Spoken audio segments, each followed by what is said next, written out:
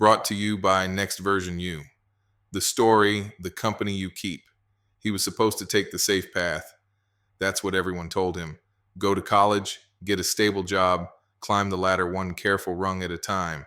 It was the formula for a good life, and for a while he believed it. He studied hard, wore confidence like a new suit, and followed every rule designed to lead to security. But then, one semester before graduation, something unexpected happened. He took a class that cracked open the walls around his future, a simple elective that introduced him to the world of real estate. It wasn't the numbers that caught him, it was the freedom, the idea that you could build something of your own, create wealth instead of chase it, and design a life not bound by office hours. That's when the whispers began. You're throwing away your degree. It's too risky. You're not ready. Even his own thoughts joined the chorus. What if they're right?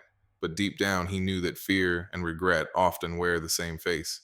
So he made a decision. He wouldn't climb someone else's ladder. He'd build his own.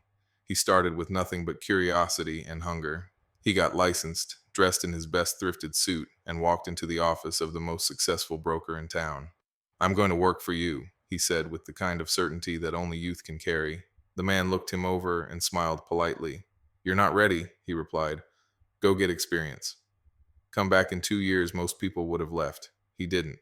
He stood his ground, spoke with conviction, and offered to do anything, even follow up on forgotten leads. The broker agreed.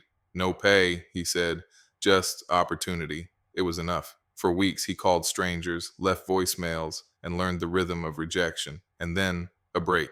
A family friend needed to sell a house. It was far beyond his league, a property worth triple the local average. He didn't have a team, a strategy, or experience. All he had was determination and YouTube. So he studied.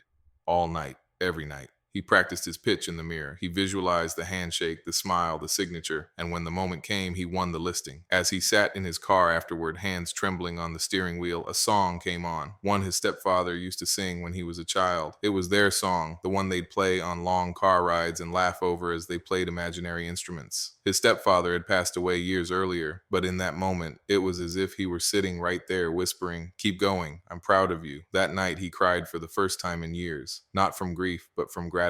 From then on, he made it a rule. Surround yourself with the kind of people who make you grow. He joined every event, met every mentor, and asked every question that would bring him closer to mastery. The right people noticed. One connection led to another until one day he got an invitation that would change everything. A chance to work alongside some of the brightest minds in his field. It meant leaving behind comfort, income, and reputation. But he remembered the promise he'd made to himself. Freedom is worth the leap. So he packed his bags and went. The new world he entered wasn't easy. It demanded more than skill. It required humility, service, and constant learning. But in exchange, it gave him everything he'd been chasing: growth, purpose, and a new definition of success. Looking back now, he smiles at how simple the truth really is. You don't become who you want to be by staying where you are. You become it by choosing your company and choosing courage, because who you stand beside determines how high you'll climb.